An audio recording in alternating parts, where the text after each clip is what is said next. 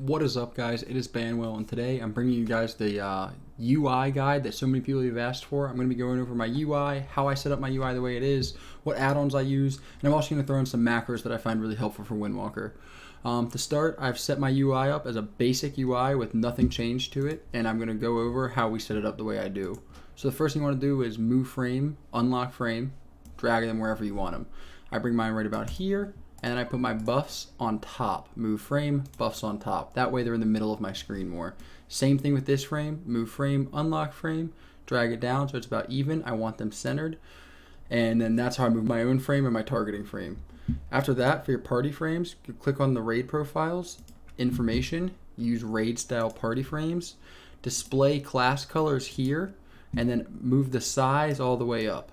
So they're the same size as mine. Down here on display health text, I use health percentage. What this does is it lets me know when someone's at, within execute range, how much a GPI is going to hit them for. Are they at 30%? Does GPI kill them? Or are they at 40% and they live at 5% health?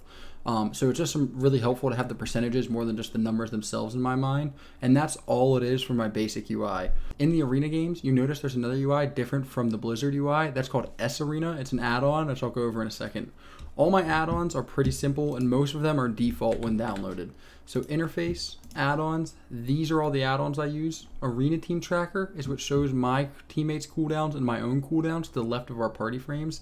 Big debuffs is what allows me to have 6 debuff frames on my party frames, as well as the larger debuffs for things like Claw and Hammer of Justice and stuff like that. Details is what I use to count our damage back, so I can see how fat that 179k Touch of Death hit for. Fly plate buffs is the one I get the most questions about. If you come into my stream and put !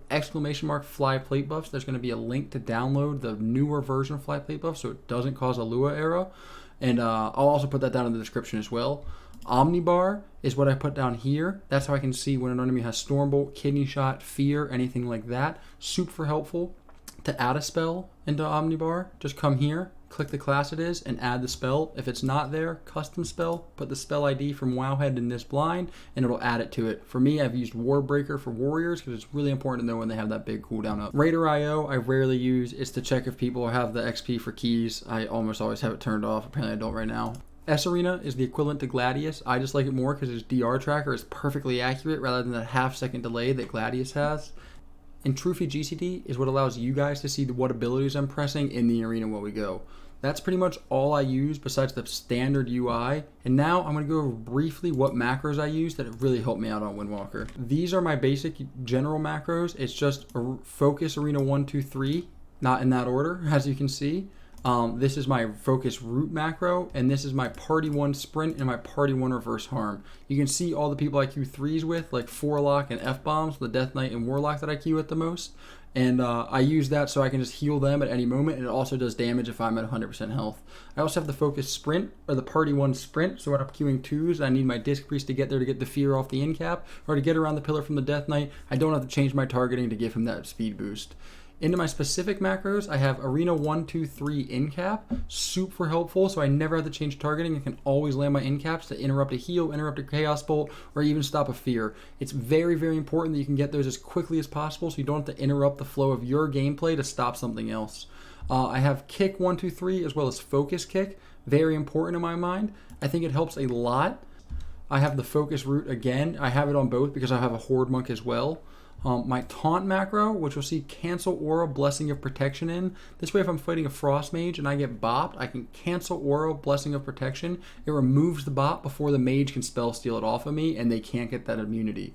Lastly, I have my Touch of Death macro, which all of you have now by now, that just lets your Touch of Death not break the end cap when you're setting up that massive Banwell bomb. Super, super important in my mind, and I really recommend you get this. Lastly, I have the Cancel Aura Flying Serpent Kick and my Cancel Aura Rolls. These are the macros that allow me to stop my rolls and my Flying Serpent Kick without doing damage. So you'll see here, my roll right here, roll and stop, roll, stop, mid-roll. It's super important that you can do that so that you can stop your rolls on a moment's notice, not rolling too far off the pillar, not over-rolling a target you're trying to leg sweep or anything like that. And lastly, say you're playing with a rogue who gets a sap and you want a Flying Serpent Kick to the target without breaking it.